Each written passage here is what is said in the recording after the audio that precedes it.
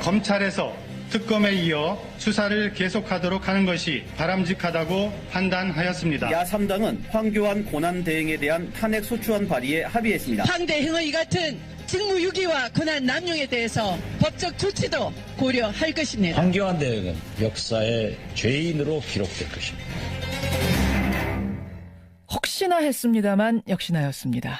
황교안 대통령 권한대행. 근데 특검 수사기간 연장 요청 거부했죠. 정치권에서 가장 먼저 박근혜 대통령 탄핵 주장했던 사람 여러분 기억하세요? 더불어민주당 대선 주자 이재명 성남시장이었습니다. 이번에도 역시 대선 주자 가운데 제일 먼저 황교안 대행에 대한 탄핵, 또 정세균 국회의장의 직권상정을 촉구하고 나섰습니다. 이재명 성남시장 직접 만나보죠. 이 시장님 네. 안녕하세요. 네, 안녕하세요. 이재명입니다. 황 대행이 특검 연장을 거부하자마자 곧바로 네. 탄핵해야 한다 이러셨어요. 저는 이번이 아니라 저번 박근혜 대통령 탄핵 당시에 예. 황교안도 동시에 탄핵해야 된다고 말씀드렸었죠. 그때도 그러셨어요. 왜냐하면 이 황교안 대행이 실질적으로 이 박근혜 최순실 공범인데다가 이 대통령을 보장할 총괄 책임 보좌기관이 예. 총리인데 이 총리가 해야 될 일을 제대로 했더라면 사실 뭐 이런 일이 발생하기가 어려웠겠죠. 그래서 공동 책임자였고 거기다 좀 더 더한다면 향후에 대통령 권한 대행을 하면서 대통령을 편들어서 국민의 뜻에 반하는 여러 가지 행위를 할 것은 충분히 예상되는 것이기 때문에 한꺼번에 책임을 물었어야 된다. 그때 이미 그때도 얘기했었고요. 이게 뭐 연장 승인을 거부할 것은 뭐 99.999% 이미 예상된 거였는데 아하. 그걸 기대한다고 하는 것 자체가 저는 조금 이해하기가 어렵습니다. 그렇군요. 그러는. 네. 근데 황 대행이 특검 연장 승인을 거부한 게 뭐 국민 다수 정서에 어긋난 건 맞지만 네. 현행 헌법상 법률을 실질적으로 위반한 건 아니기 때문에 탄핵까지 가는 건 좀 무리 아니냐. 정병국 저 대표도 법상 안 되는 건 안 되는 거다. 우리 마음하고는 네. 좀 다르다 이런 말씀하셨거든요. 그게 이제 형식 논리를 보면 뭐 그렇게 말하는 사람도 있을 수 있는데 예. 지금 당장 그 특검 연장안을 승인 거부한 것 자체를 불법이라고 보기는 어렵죠. 그런데 이번 특검 연장안을 거부했다고 탄핵을 하자는 게 아니고 예. 제 말씀은 이 헌법 위반이라고 하는 게 무슨 꼭 형사처벌 사안만을 말하는 건 아닙니다. 그러니까 법률이 또는 헌법이 정한 의무를 이행하지 못하면 이게 지금 공무원을 파면하는 즉 징계하는 절차이기 때문에 국민의 뜻으로 과거에 헌법에 정한 국정총괄기관 즉 대통령 총괄 보좌기관의 보좌 업무를 충분히 못한 게 분명하기 때문에 예. 그게 탄핵 사유에 해당되는 거죠. 그렇기 때문에 탄핵을 할 법적 근거도 충분하다고 보시는 거예요. 그러면 네, 이 시장님. 이미 탄핵 근거는 만들어져 있는데 그걸 안 하고 있던 와중에 국민의 뜻에 어긋나는 행위를 추가했으니까 그건 정상 참작 사유고 과거에 이미 탄핵 사유는 만들어져 있다. 그런 박근혜 대통령 탄핵 소추할 때 이미 황교안 총리도 탄핵이 됐었어야 마땅하다. 같이 소추됐었어야 마땅하다 이 말씀. 네, 공범이고 보좌 업무를 충실히 못한 형식 점유권도 이미 갖추었으니까. 근데 네. 황 대행을 탄핵한다면 지금 대통령 자격으로 탄핵하는 겁니까? 국무총리 자격으로 탄핵하는 겁니까? 왜냐하면 대통령 자격이 된다면 국회에서 3분의 2가 찬성을 해야 되고 국무총리만 3분의 1이 돼야 되고 이게 아주 다르거든요. 네, 그런 주장하는 분이 계신 것 같은데 형식 논리적으로 이건 대행할 뿐이고 그 총리는 총리일 뿐이죠. 총리를 탄핵하면 총리가 없어진 거고 그러면 대통령의 권한 대행을 부총리가 대행하는 거지 총리의 대행을 대행하는 건 아닙니다. 예. 논리적으로 명확하죠. 그래서 총리 자격으로 탄핵을 하면 충분합니다. 알겠습니다. 그러면 권한 대행이 또 나오는데 괜찮을까요? 너무 혼란스러워지는 건 아니냐 염려하시는 분도 계시는데. 권한 대행의 대행은 아니고 대행을 하는 선순위자가 사라진 정도에 불과하죠. 제가 보기에는 황교안 총리보다는 오히려 부총리가 순위에 따라서 대행하는 것이 지금보다는 훨씬 덜 혼란스럽습니다. 유일호 부총리가 되는 겁니까? 그 다음 순위가? 네, 뭐 그렇게 되겠죠. 차라리 그분이 하시는 게 낫겠다. 더 혼란스럽겠다. 왜냐하면 지금 대행이라고 하는 건 대통령의 권한을 정지시켜 놓은 상태에서 정지된 권한 중에 현상 유지용 소극적 권한 행사만 하는 게 원래 논리적으로 맞는데 예. 황 대행이 지금 대통령 흉내를 내고 있지 않습니까? 흉내를 내고 있어서 네. 유일호 혼란을 부총리는 흉내 안 내실까요?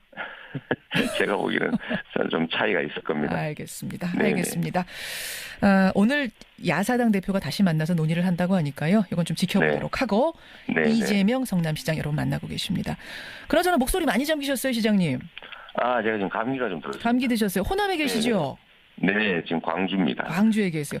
네, 광주 네. 분위기는 어떻습니까? 호남 분위기 어떤가요? 원래 정치인 근처에는 좋아하는 사람만 가까이 오지 싫어하는 사람 가까이 안 오니까 되게 자기들이 느끼기에는 예. 분위기가 좋게 됐습니다. 분위기 좋습니까? 네네. 사실은 이제 호남은 상당히 전략적으로 투표를 하는 곳이거든요. 네, 뭐 그렇다고 합니다. 그렇죠. 보통. 그래서 1위인 문재인 후보가 안 된다고 생각하는 이제 투표자가 있다면 네. 2위인 안희정 후보를 전략적으로 밀지 않겠느냐. 그래서 3위인 이재명 시장은 좀 불리할 거다라는 이런 분석도 나오는데 어떻게 보세요? 호남의 전략성이라고 하는 거를 대세를 추종하는 그 추종적 투표를 한다는 뜻이 아닙니다. 필요한 사람 중에서 누가 더 나을까, 누가 더 가능성이 높을까를 생각하는데 제가 보기에는 호남 민심이 바라는 거는 이 나라의 진짜 변화입니다. 단순한 정권 담당자의 교체가 아니라 제대로 된 정권 교체. 권력 담당자나 담당 세력을 바꿔서 국민의 삶이 또는 우리 호남 민심이 바라는 제대로 된 변화가 없다면 그거 바꿔서 뭐 하겠습니까? 그래서 청산할 세력을 명확하게 청산하고 또 새로운 공정한 나라를 만드는 데 부합하는 사람 중에서 그 중에서 더 가능성이 높은 사람이 누굴까를 찾는 거지 당선될 가능성이 단순히 높다. 여론조사 지지율이 높으니까 그 중에서 제일 높은 사람을 고른다. 그런 투표를 하는 사람이라면 그걸 민도가 높은 호남 민중이라고 할 수 있겠습니까? 그렇게 보세요. 그럼 왜 이재명입니까? 호남민들에게는 뭐라고 말씀하세요? 저는 그렇게 말하죠. 실제로 각자가 가진 상속받은 유산들. 지금 우리 사회가 재산도 상속받지만 정치적 자산도 상속받은 사람들이 주로 주류를 형성하지 않습니까? 박정희의 유산을 물려받은 박근혜가 저지른 이 문제도 있는 거죠. 민주당 안에도 제가 예를 든다면 세력과 유산을 다 제거하고 각자 개인의 능력을 한번 보자. 그리고 어차피 민주당이라고 하는 거대 정치 세력을 대표할 후보를 뽑는데 그 후보가 개인적 유산이 얼마나 많은지 세력이 얼마나 많은지가 무슨 의미가 있겠습니까? 오히려 그 내용을 철저히 들여다보고 이 민주당이라고 하는 거대 정치 세력을 대표해서 제대로 할 사람을 뽑는다면 예를 들어서 청산돼야 될 사람들과 손잡고 연정을 하겠다, 대연정을 하겠다고 하는 것이나 또는 우리 사회의 이 혼란의 가장 근본적 원인이라고 할 수 있는 재벌과 같은 거대 기득권 세력들과 손을 잡거나 그들에게 가까운 그런 분들보다는 그래도 아무런 유산 없이 세력 없이 그냥 흑수저로 정치계에서 살아남아서 여기까지 달려온 가능성이 훨씬 큰 이재명을 선택할 거라고 저는 믿습니다. 그러니까 뒷배경 다 제거하고 뒤에 후광 다 제거하고 그 사람 하나만 놓고 봤을 땐 나를 뽑아주실 것이다. 그래서 지금 기초단체장인데도 여기까지 우리 국민들이 불러주신 거죠. 1위 하실 수 있을 것 같으세요? 호남에서 사실 경선 처음이 열리는데. 저는 1위든 2위든 최종적으로는 제가 1위 할 거라고 봅니다. 최종적으로는 1위. 이게 한번 실제로 들여다보면 5천만 명을 대상으로 수동적으로 물어보는 질문에 답하는 것하고 경선은 다를 수밖에 없는 것이 국민 5천만 명 중에 겨우 3, 4%가 등록해서 한 2% 정도가 투표할 겁니다. 그런데 2% 또는 3% 사람들 중에서 정말로 이 세상이 어떻게 바뀌어야 되겠다.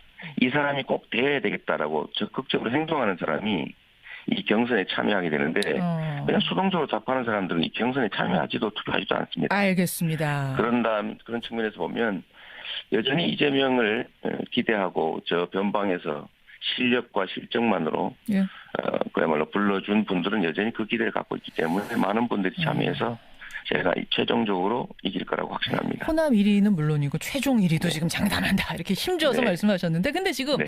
뭐 경선 주자들이 이재명 시장님뿐만 아니라 다 최선을 다해서 뛰고 있어요. 근데 물론이죠. 네. 당 후보 간 토론회를 두고 갈등이 좀 있더라고요. 네. 토요일에는 당 서버가 마비될 정도로 지지자들 항의도 있었는데 네. 그러니까 횟수와 방식에 문제가 있고 공정한 경선 룰이 아니다. 선관위가 운운하에 달래는 식으로 인터넷 TV 토론 하나 추가했다. 이렇게 문제 제기를 하셨네요. 우리 참모들이 뭐 그렇게 얘기한 분들이 있는 것 같은데요. 예, 예. 제가 이게 숫자 때문에 그런 게 아니고 예. 이미 당초에 합의된 것들이 아무런 상의 없이 바뀔 뿐만 아니라 어허. 나름 문제 지적을 했는데도 아무 반응 없이 그대로 밀어붙인다는 거죠. 소통이 안 되고 있습니까? 네, 그런 얘기를 한 것이고 사실 뭐 인터넷 토론 한 번 하나 무슨 뭐 방송 토론도 아니고 예. 라디오 솔직히 이제 저희 타고 다니는 분들은 CBS 듣지만 시사자켓에서 하거든요. 예. TV에서 말씀 잘하셔야 돼요. 못하잖아요. 예. 그래서 그런 얘기들을 한 거지 이게 숫자가 몇 번이다 이런 걸 따지는 건 아닙니다. 그리고 저는 이 문제에 대해서는 일단은 당 내에서 내부적으로 논의해서 한번 정리해 가도록 하고 대외적인 얘기는 일단은 좀 알겠습니다. 여기서는 그만할까 싶어요. 횟수의 문제를 떠나서 지금 선관위가 각 후보들과 소통하는 방식, 문제 제기에 대응하는 방식 여기서 좀 답답함을 느끼신다. 이 그렇습니다. 지금 의견을 듣지를 않고 듣는 자리도 없어요. 듣는 자리도 없고. 아니 그러면은 그 1위 후보인 문재인 후보에게 지나치게 유리하게 가고 있다고 보세요? 누구한테 유리 불리 문제는 아닙니다. 그냥 상식에 관한 얘기죠. 상식에 관한 얘기.